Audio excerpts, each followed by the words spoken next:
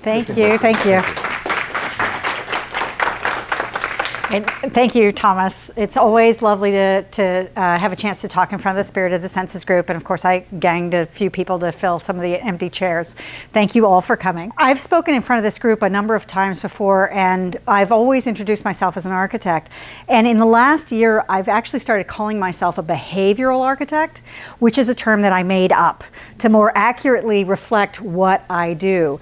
And so you'll hear me in this talk over and over again refer to behavioral architect, behavioral architecture, you know, designed behavior, as if that's kind of a thing. It's not yet. I'm trying to make it a thing. So, so just to explain that terminology to you. I'm going to be focusing tonight on the future of the workplace and really looking at how behavioral architecture responds to that. And then we're actually going to take a break. I'll take some questions, and then I'll take you on a short tour of PCA so you can actually see how some of that stuff played out in this space. Unless you've been living in a cave, you are well aware that the world is changing. And when we go back to the last time in history that we had this level of significant change, it was the Industrial Revolution. And we tend to focus on the objects, the factory, the car, the telephones, as being the elements of change. But what really made those changes happen was the human behavior that happened in response to those objects. So it wasn't the factory, it was the fact that people moved to the city to get those factory jobs. It wasn't the car, it was the fact that the car enabled the suburbs. It wasn't the phone, it was that fact that that speeded up communication, right? So the same thing is happening right now, that we've got ubiquitous Wi-Fi, even in places like this.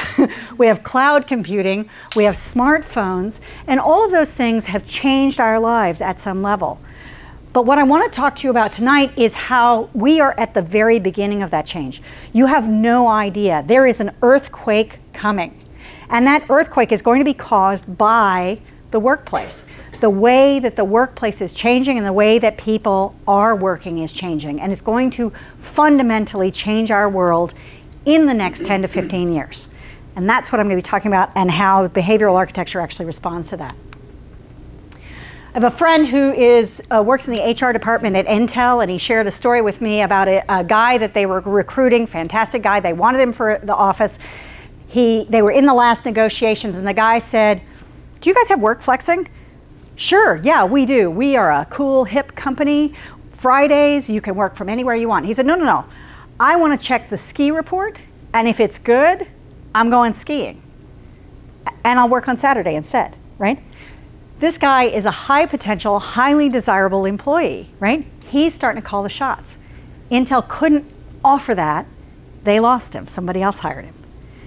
So what's happening is Gen Y, who is completely comfortable with the technology and going to be 75% of the workforce within the next 13 years, is asking this question: why do you care what I do and how I do it as long as the work gets done? It's a very different paradigm. The technology enables it, and the people who've grown up with that technology are demanding it.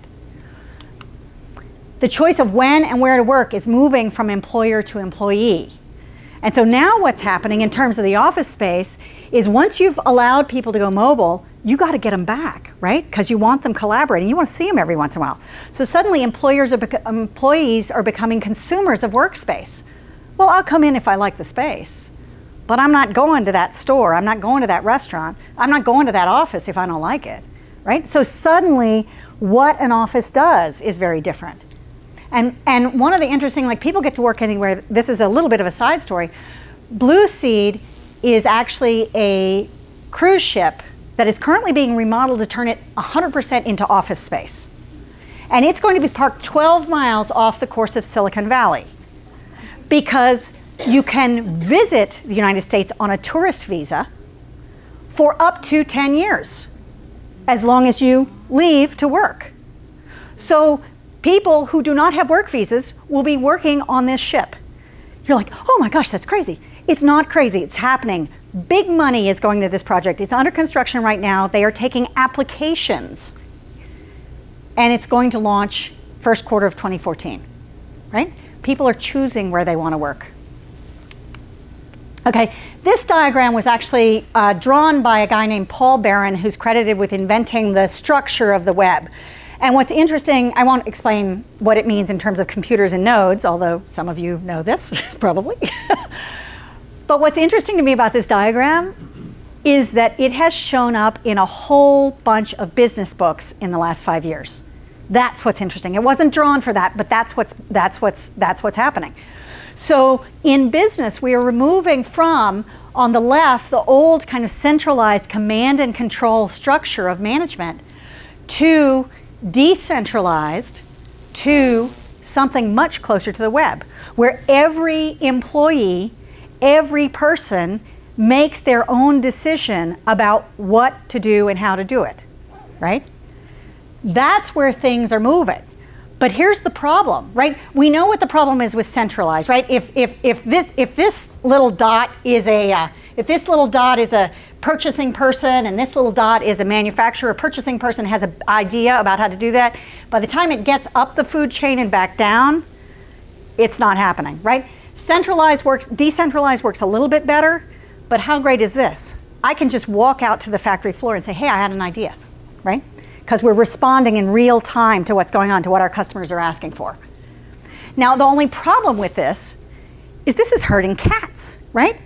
Every employee gets to do whatever the heck they think is the right thing to do when they dream up it, right? How do you do that? So the fact that business is moving from the model on the left to the model on the right means that we have to have alignment. That your employees have to be really clear about what the value is that your company is selling and what the culture is and where they're going and what the boundaries are. What's the structure? What am I allowed to do? Give me the rules and then let me play any way I want. So the three things that are really going to be rocking our world are the war for talent, and it's a real war. There is a 7.8% unemployment statistic right now. 3.8 million jobs have gone unfilled for more than 6 months, right? So getting the right people is a battle. There's a shift from the employee as the workspace consumer. The employee's choosing where they're going to work, and then the necessity of alignment and brand clarity within a business so that you can get all of your employees kind of working in the same direction. Office design has never been more important. And the way I like to think about it is hardware and software, right? You have your computer, you have to have the physical hardware, and you have to have the application that makes things happen.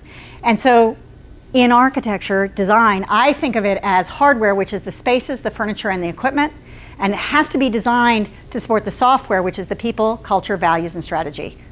And when you can get those, when you can design those things together and get them aligned, you can get amazing results and allow your employees that freedom that they are already demanding and going to be demanding more. Okay, so how does this happen? I was on the faculty of ASU for 12 years, and we're going to do a really quick course in how to design behavior. The first thing is very simple. There are architectural objects that create movement, right? One column will draw you towards it. 2 columns, I could put 2 pieces of stone out in the field. I'm wandering around the field. I'm going to perceive that as a gate from a distance. I put 4 columns, like the slide on the lower left, and what happens is people will pause. It feels like a room, they pause. If I put those 4 columns in the middle of a shopping mall, what you would notice, and this experiment has been done, is that's where people will stop to look at their map or wait for their friend or make a phone call because it feels like a room. So we can, and it goes on and on and on. 1 wall does this, 2 walls do that, you know. So there's a kind of vocabulary. Now the other thing that I have to work with besides these architectural elements is actually space, right? So these are little drawings of a person in a space. The slide on the left is a person in a space with an 8-foot ceiling. Feels fine, 1 person. As soon as I fill that room with people, the ceiling feels lower, right? Nothing's changed, but it feels lower because it's full of people. I raise the ceiling on that group of people, feels good. I raise the ceiling on the individual person, and the space starts to feel important, right? A sense of awe. So I can use those architectural elements, and I can use space to shape those.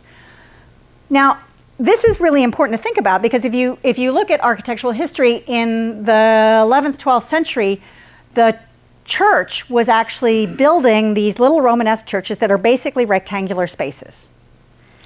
And as time went on and they're trying to make it taller and taller and taller, they had to actually add these kind of wings to buttress those walls so that they didn't collapse, right?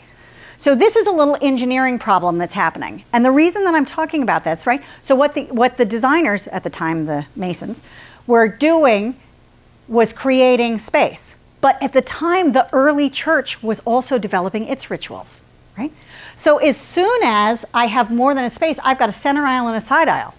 So the church at the time is going, well, how are we going to do? Oh, I know. The clergy is the most important. We walk down the center, and all the people sit in the side. We shape space, and then space shapes us, right? Still happens.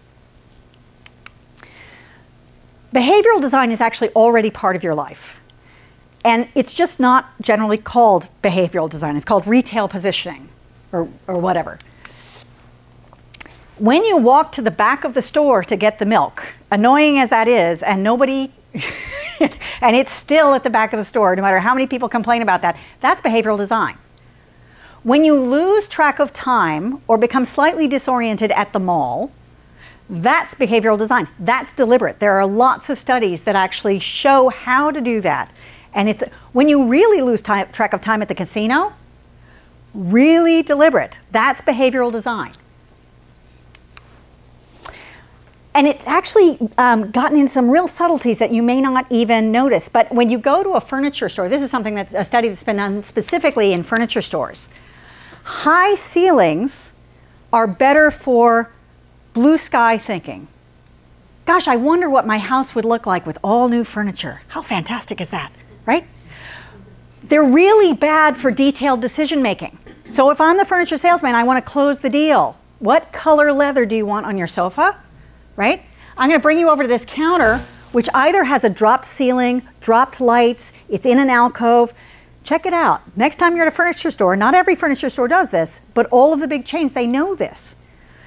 Big concept thinking, detailed decisions, right? And that retail research is actually now being applied to the office. So now let's talk about offices, workspace. The first thing is like, okay, fine, I get it. I can design behavior. What's my target? How am I designing the behavior?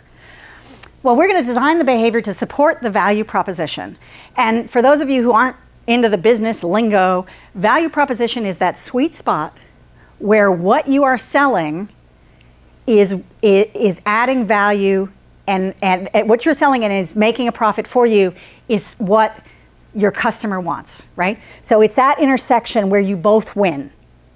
And so if a business can identify that intersection where you both win, the business is making money and the customer's really getting what they want and thinks it's worth that money, that's your sweet spot. So in order to design behaviors for better business results, what we have to do is we have to figure out what's the value proposition. And I'm going to take you through an example, and then we're going to look at PCA scan. The first example I want to talk about is innovation, right? There are lots of companies that are, we're innovative, and we're going to talk about Apple and Google. But obviously the first question is, okay, so if our value proposition is innovation, how does innovation happen? We have to know that in order to talk about behavior. Well, what's out there is a theory right now. The most widely accepted theory is the theory of the adjacent possible. Basically, I can't invent a microwave until electricity and wires and whatever exists, right? So you can only invent the thing that's like the next layer out from where you are.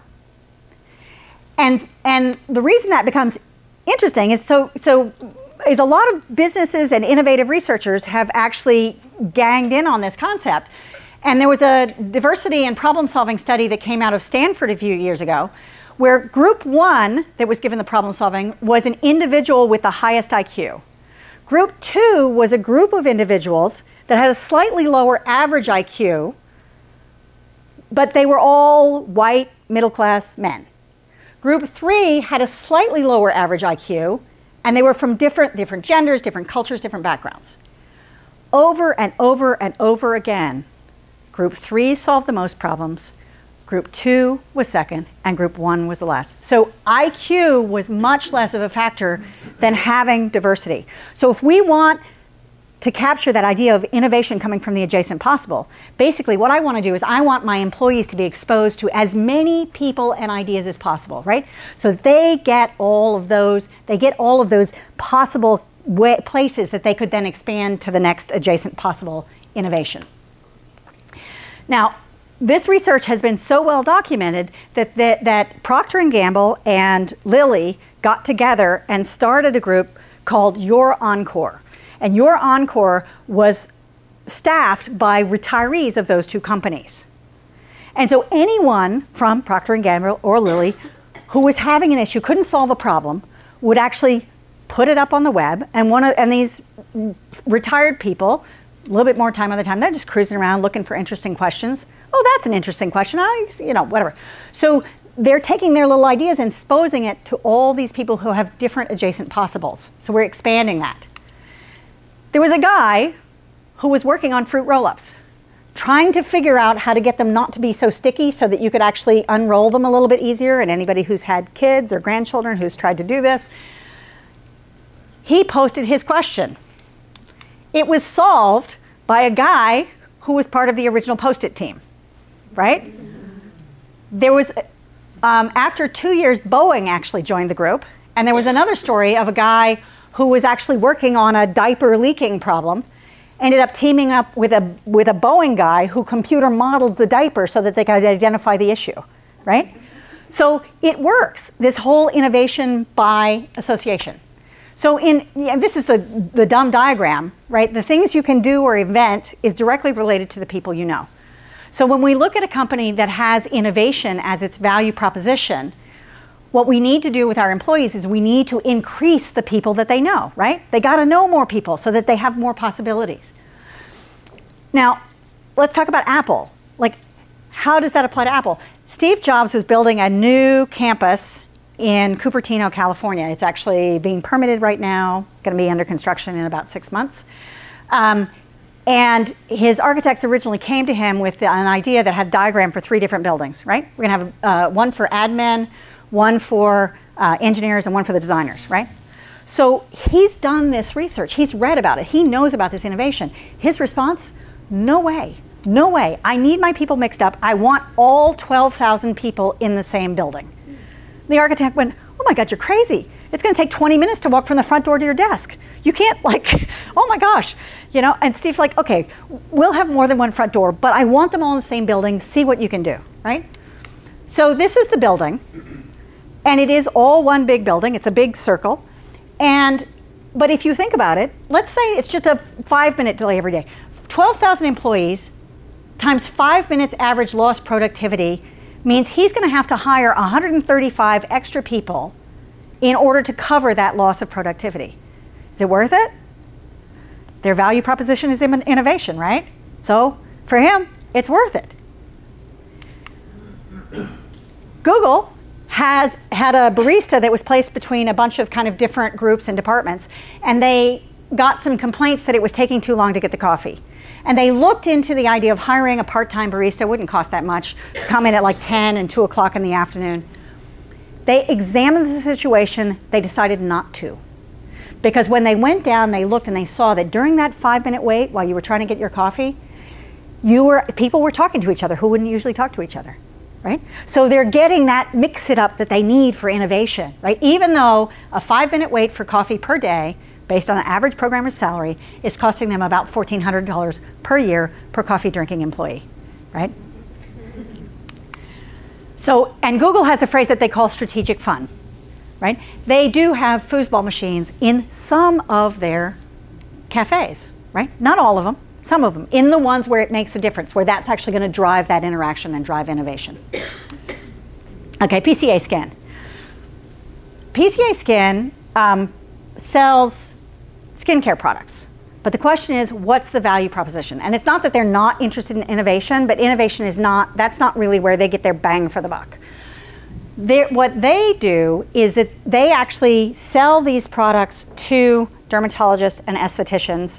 And Marissa, if I get something wrong, speak up. They sell these products to dermatologists and estheticians who then use them on their customers, right?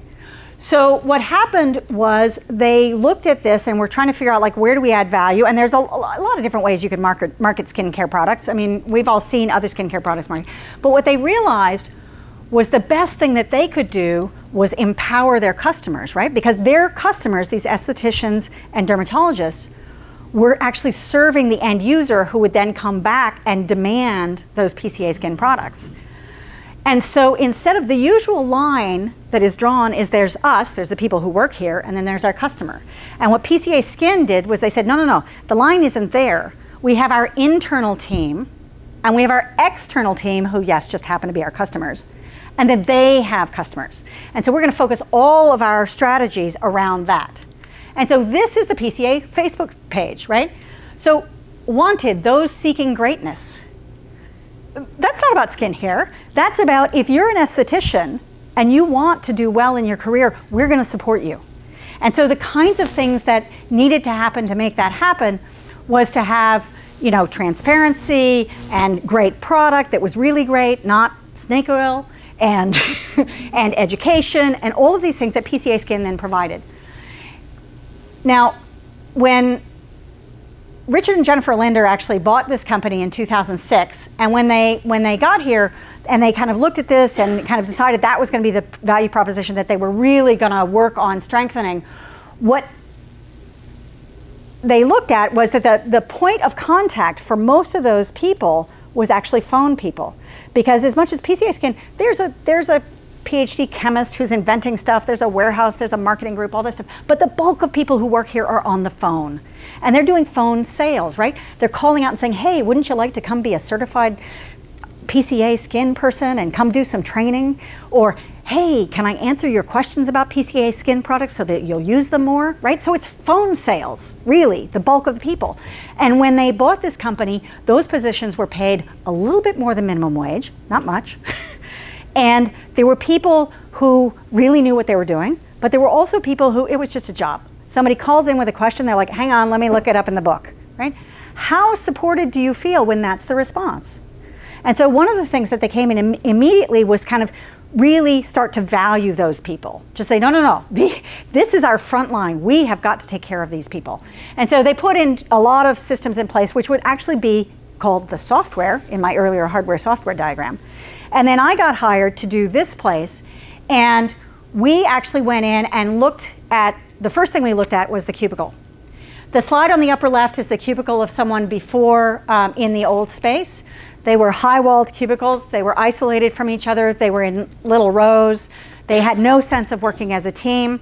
If you had a new person, they had no way of really learning from an old person. They'd go through a day of training, and then they were on the phones trying to manage it. And so what we ended up doing was taking this kind of standard cubicle and arranging them in groups of less than 6 to 8, because the anthropological research says that people will bond better in those groups because they're non-hierarchical. And putting soundproofing kind of into the corner, so if you need a quiet phone call, you can talk into the corner, but if you need some help, you can kind of spin around in your chair and talk to your group. And what has happened is that sales are up, retention's up, and training time is down by over 30%, right? Because you're overhearing conversations, right? You understand how you're supposed to be talking, and you're learning. The other thing that PCA Skin has actually done to even push this number better, up more, is that they have, every 3 months, they move the phone people around. So they put people with different knowledge base next to other people with the knowledge base. Or they put somebody who's got less sales next to somebody with more sales, or somebody who's got less experience with somebody with more. So every 3 months they move it around, so the level of the entire group rises. Okay. Also, if you think about its internal team and external team, this wall that's behind the screen, it opens up. And what you see is this. And so when somebody comes here for training, they're invited into one of the exam rooms, and they do hands-on. And so it really isn't us and them. And then the other piece of this is that when you take a break from your training, that's actually the company kitchen. You're not in the training break room, and then the employees are in a different one. And not only that, but you're likely to run into somebody that you've been talking on the phone with, right? And so one of the things we did to make sure the employees came is the picture on the upper left is a picture I just pulled off the web of a standard office kitchen, right? What a missed opportunity. Because that's the kind of kitchen that makes you either eat at your desk or go out for lunch, right? So we wanted to make something that was a little bit more interesting so that people would stay here, so that they would come, they would have lunch here and meet some of this, so we could actually get it mixed up. So it's deliberately trying to encourage that. So all of that is kind of organizational behavior, and the next topic I want to talk about, visual. The visual is actually secondary, but not unimportant. Our brains are actually a network connection, so anytime we see anything, it reminds us of other things. Set designers know this well. Next time you go to a movie, notice how much you've actually learned about the characters in the storyline before they ever speak, because you're looking at their environments and you're learning about them, right? So in our offices and in our homes for that matter, before anything is said, that visual is actually communicating. What happened at PCA Skin is one of the goals when Richard took over, he wanted to increase their global presence. And he put a person in place and made that their job and all that kind of thing. But when they moved into this building, we put that person in this office. And we put a map of the world, floor to ceiling, write on, wipe off. Every day that person comes to work and is well aware of like, oh wait, we're not in that country yet, right? The visual really pushing the behavior. And not only that, but that map, and we'll do the tour afterwards, that map actually is something that you see when you walk in the main door. Everybody walks past that map every day. There is no doubt that from anybody in this company or who visits this company that PCA is a global company. Since they moved into this space, they've had more than 100% increase in global distributorships. I'm not sure it's the map wallpaper, but I think it contributed. This is another, I did a project for Ticketmaster that was all about the visual. They actually came to me with a floor plan, but they were fighting with, Google was in town at the time, and they were fighting with Google for programmers. And so they asked me to make the space look like a startup, right? So of course we had to have plywood on the wall, even though, for those of you who don't know this, it's more expensive to put plywood on the walls than drywall because it has to be fire rated and blah, blah, blah. So it was really all about stage setting, right? So we were trying to make it look, you know, like it looked like a Silicon Valley startup. But then I'm kind of looking at their plan. I'm like, wait a minute, you guys. You've got all the private offices up against the north windows where they're not going to get glare and they're going to get that great view. And that's just lovely. But if you want to get this group to kind of come here and believe that you're a Silicon Valley startup visually, we got to spread it out. And so we took those private offices and we sprinkled them throughout the plan so it wasn't such a kind of executive row. And that visual message was changed. Just because I've been talking for a long time, we're going to let you stretch a little bit. I pulled this picture off of a website. And my question for you is, what do you think? What is the service that's provided? Who's their target client? What's their price point? Just looking at the image. Anybody? Yeah?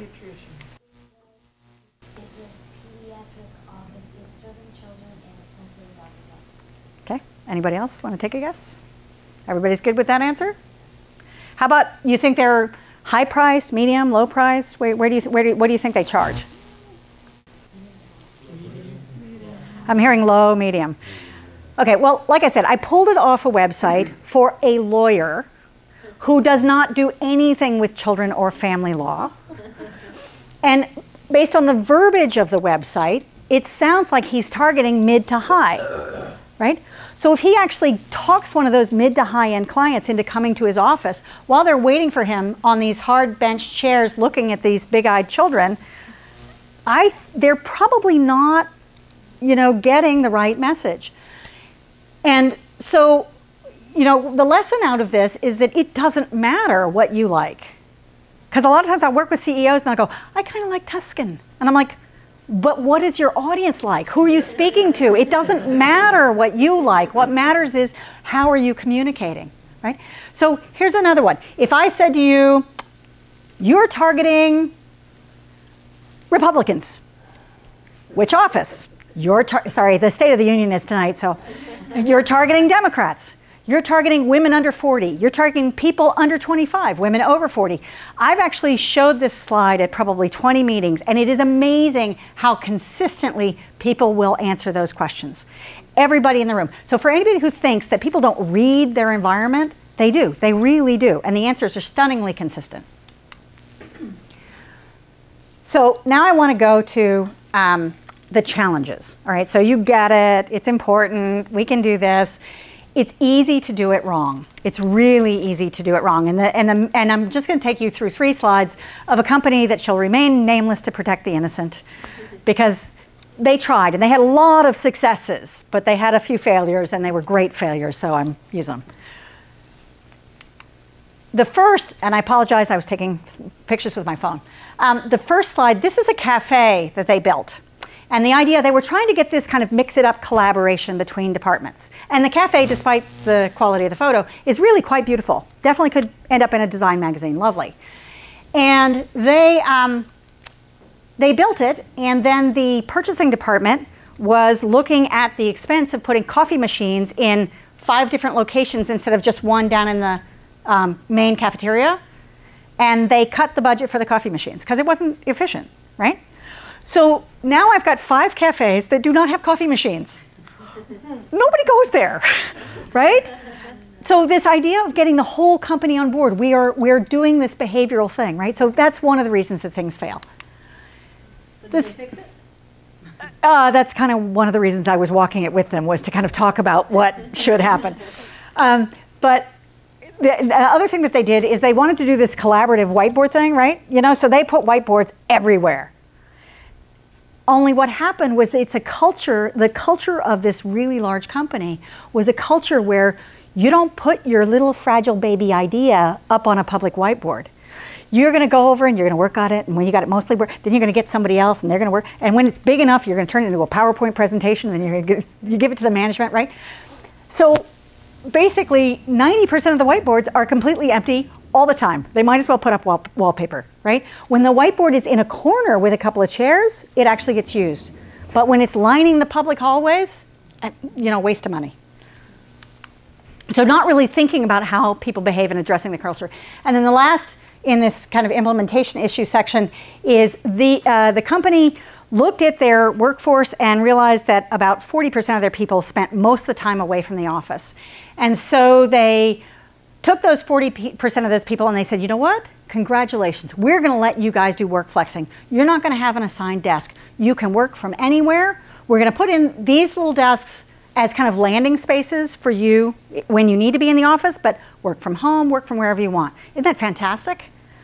And what happened was, because the employees hadn't been really kind of taken through the change, and because they hadn't really considered the whole behavioral issue of territoriality, which is a whole other lecture. This was mid-afternoon. Nobody sits at these desks. Nobody. There's probably 100 of them sprinkled throughout the space. And the reason that nobody sits at these desks is because they're perceived to be less than, right? All these people have come up with this culture, and they know the CEO's office is the corner. The person next to them is next to most important. If you have a cubicle that's next to that, you're more important. And clearly, if you've got a mobile desk that doesn't even have a cube around it, you're not worth anything. And so these people just left the office, and they don't come back, because then they have to sit in the desk of shame, you know? So really addressing that culture and making sure that as you implement, you're thinking about the human side and what people are used to and how to get them through that change. All right, we're on the home stretch, guys. Thanks for putting up with my verbosity. This is not the future. It is happening now. All this stuff I'm talking about, the web structure management system and all that stuff. And I want to start this by playing just a quick little video for you. You said goodbye to the cube farm for a reason. You're free from the grind, and free to work when and where it fits you. Trouble is, this doesn't really feel all that free. See, just because you can work anywhere you want, doesn't mean that just anywhere will actually work.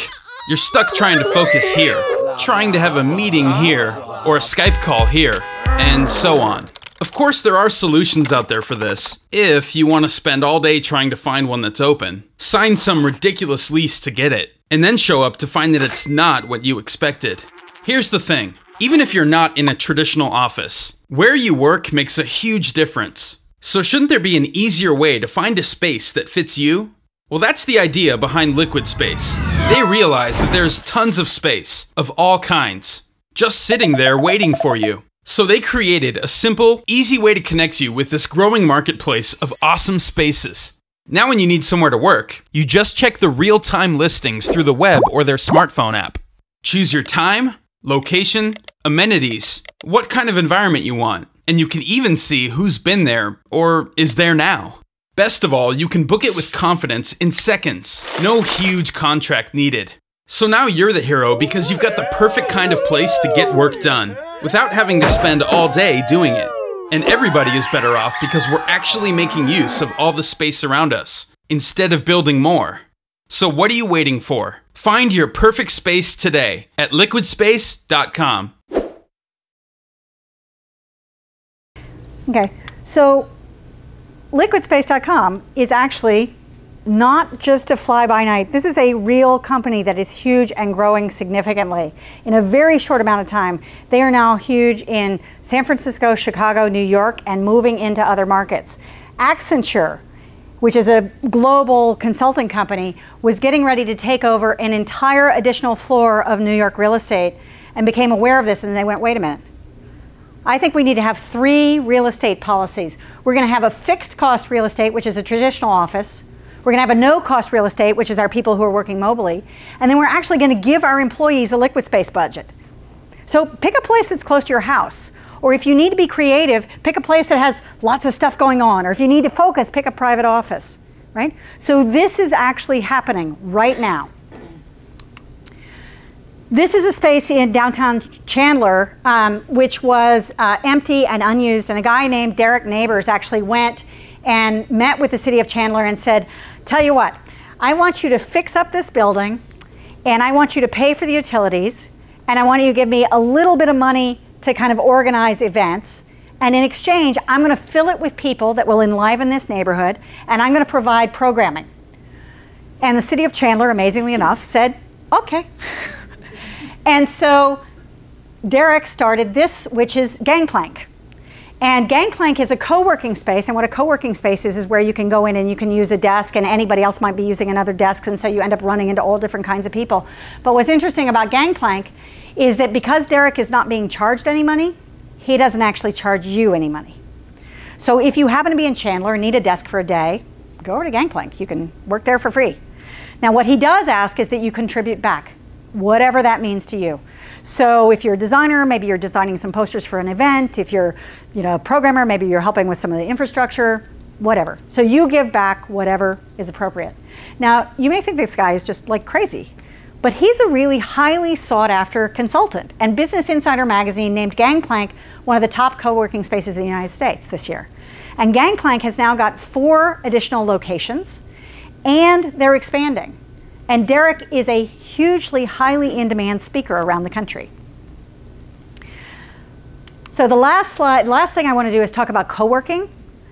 Co-working is a big trend. This idea of providing a space almost as infrastructure. So it's a space that's full of desks, and anybody can come work there, that you can rent the desk by the hour, the day, the week.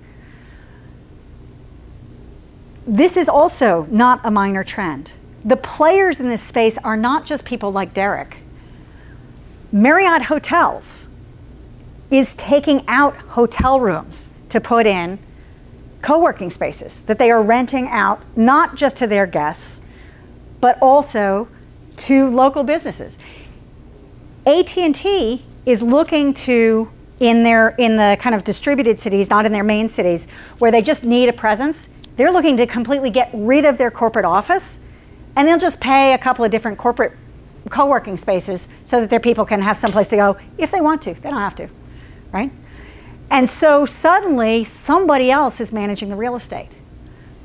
Regus, which is actually an international company that runs a lot of kind of executive suites types, they're actually taking a number of their properties and converting them to co-working spaces. So it's a movement that's actually growing. And it's really changing the way that businesses own and run workspace. So, but with this many choices of workspace, you can see where I'm arguing that the workspace is actually being consumerized like retail. So again, recapping, the war for talent, the shift to employee as the workspace consumer, the necessity of alignment and brand clarity. Office design has never been more important. Let behavior be the driver. And because there's a whole lot of people here who do not run businesses, I actually want to remind you that all of that behavioral stuff works for your home too. If you've always wanted to be an author, if your teenagers never talk to you, never hang out with you, if you love reading the paper in the sun with a cup of coffee, then good God, put a chair by the window with a table for your coffee. Check your environment and make sure that your environment is actually supporting the behavior and the life that you want. That's it. Thank you.